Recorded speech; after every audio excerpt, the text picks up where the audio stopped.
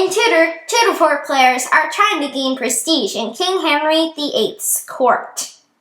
Academy Games provided this copy in exchange for an honest review.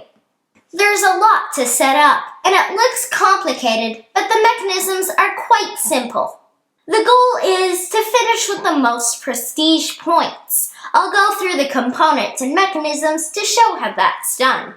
There are 3 red and 3 green scoring cards. The rulebook has some suggestions for how to combine them, but you can randomize them if you'd like.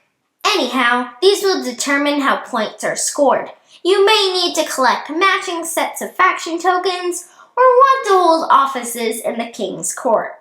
What gives you prestige in one game might not matter in the next, so your strategy will need to change. There are 5 scenario cards, and like the scoring cards, this will also be different for each game. They'll tell you how many courtiers to use in a round, the game length, and offer different actions for you to take.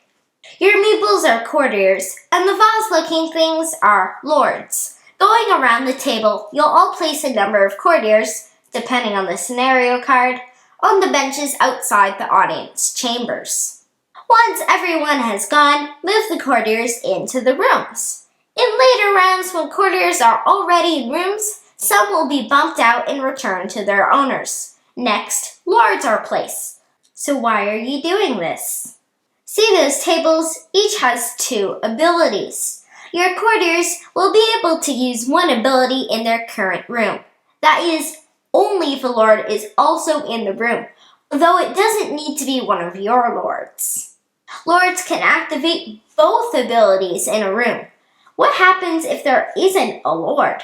You can still use the G and H abilities in the hallway. The throne room spaces have an influence or intrigue token as well as a faction token. When you end your turn on a space, collect the tokens in that space as well as all the faction tokens that you jumped over. Faction tokens are restocked. Influence and intrigue tokens aren't.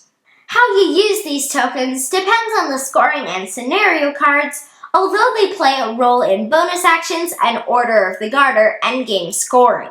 Your hand screens don't just hide your cards and tokens. On the far left and right are the bonus actions I mentioned. You can perform these at any time on your turn. In the middle are upgraded versions of the A through F audience chamber actions. If your privilege rings are placed the right way, you'll have the option to choose these upgraded actions. The rounds are tracked using Henry VIII's wives. This is an interesting bit of history, and it was neat learning about this. This is the Order of the Garter. In addition to prestige gained by scoring the red and green cards, players will get some for the total number of faction cards, plus influence and intrigue tokens at the end of the game. The game ends once all players have gone in the final round. The winner is the player with the most prestige. Place courtiers and lords, use factions to your benefit, and gain prestige. That's Tutor. Tutor needs a dining table because of its board and player areas. The box says 20 minutes per player. When we first saw it at Dice Tower West, we were like, yeah, right. Honestly, including setup and takedown, that's not far off. Our average game is under 2 hours. Math is light to medium addition and multiplication, depending on cards, but only for scoring.